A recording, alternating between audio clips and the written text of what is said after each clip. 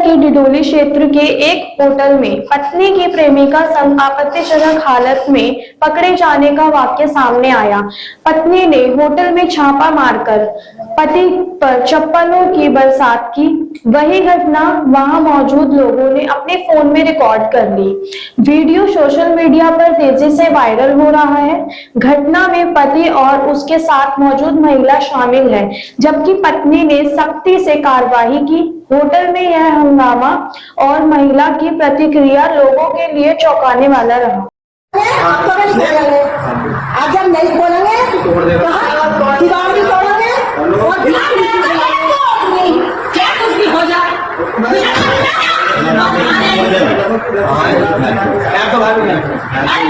देख लो भाई, देख लो दुकानदार में